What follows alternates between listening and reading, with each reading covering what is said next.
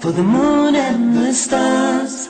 Praise Him all day for what is and what was. Take hold of your iman, don't give in to shaitan. Oh, you who believe, please give thanks to Allah.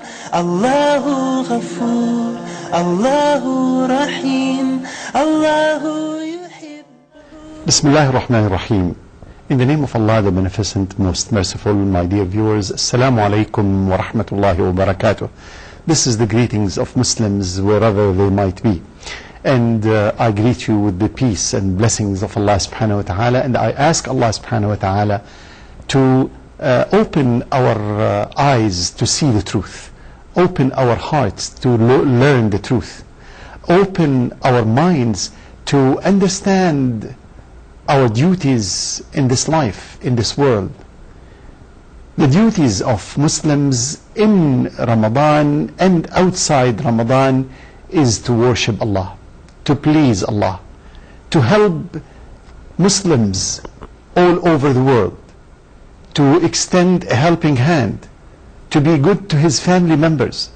And that's what we benefit from the great month of Ramadan. During the month of Ramadan, there are so many things that we should do. I'm going to list few of them as benefits and fruits of the month of Ramadan. We ought to visit and be good to our kin and kith, our relatives. They deserve to be visited and be kind to. We should maintain a high level of remembrance of Allah subhanahu wa ta'ala. There are certain remembrance, words of remembrance of Allah subhanahu wa ta'ala. We utter them when we get up until we go to sleep. From the time we get up until the time we go to sleep. When we listen to the call for the prayer.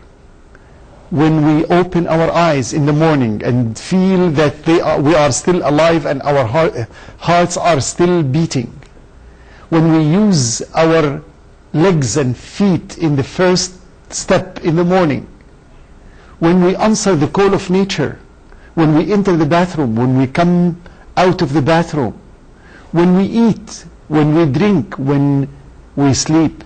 When we have intercourse with our wife. When we are playing, when we are praying, every minute of the day, that what I mentioned to you before, that the word worship in Arabic is a very comprehensive word, and in Ramadan we try to understand this and we try to live up to it. We should donate some of our income, some of our possession, some of our owning to the needy, the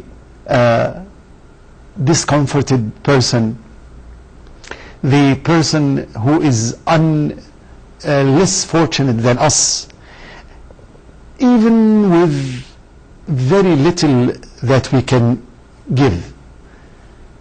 Donate to enable a person who is fasting to offer food for breaking the fast for a fasting person.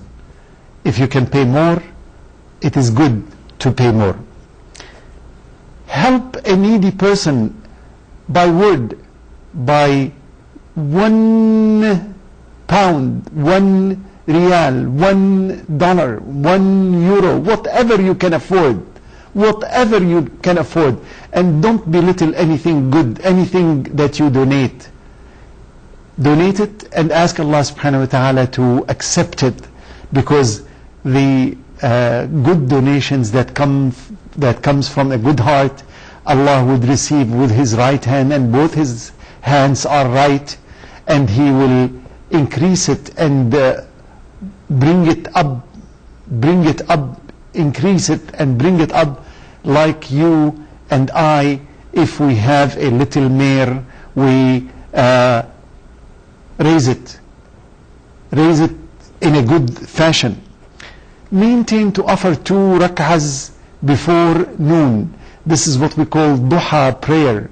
Maintain the 4 noon prayer. That means F-O-R-E, noon prayer. The time before prayer, because it is very long time between dawn and noon. Therefore, take advantage and communicate with your Lord Allah the Almighty. Offer 2 rak'ahs after each time you perform ablution, wudu. Offer 2 rak'ahs like what Bilal, the Abbasidians, may Allah be pleased with him, had done, and the Prophet sallallahu alaihi wasallam, may Allah's peace and blessing be upon him, given him the glad tidings for hearing his footsteps before him in Jannah, paradise. Of course, how could it be that he is before him? But that was the glad tidings about the Prophet, to encourage such an activity. And he asked him, what is the most deed that you really hope that Allah will reward you for? He said, oh Allah, I don't have anything to do, I'm a poor man. He was sold and purchased, sold and purchased, and sold and purchased so many times, and he was tortured so many times in Mecca. Then he says, the only thing I do is, whenever I break my wudu at night or during the day, I perform another wudu and I offer 2 rak'ahs or whatever I can during that time. Attend the scholastic, the lessons, the meetings of scholars, because when you sit with a wise person, his wisdom rubs onto you. Learn a new thing every day if you can. Try to learn even very light, very little thing every day. Try to mend the relations between people. If you know that there are 2 people who are fighting with each other, a husband and wife that hating each other and fighting with each other on a daily basis, try to intervene and interfere and advise them. Concentrate on your dua, supplication, especially during the time of breaking the fast. Invite others to Islam. Enjoin what is good, stop what is evil. As I said, seek the blessing of the night of power, and be in the masjid, be in seclusion situation, and try to perform 1 umrah during the month of Ramadan if you are capable and you have enough funds, and you can maintain and make it a point to pray the Eid prayer with the Muslims, to show the unity of the Muslims. And don't forget to observe 6 days fasting after the month of Ramadan, in the month of Shawwal, which is the 10th month of the lunar calendar, because Allah subhanahu wa ta'ala will give you at least 10 times equal rewards for the good deed that you do. If you add 30 plus 6, 36. If you multiply it by 10, you will have 360 days of fasting. That means as if you are fasting the whole year.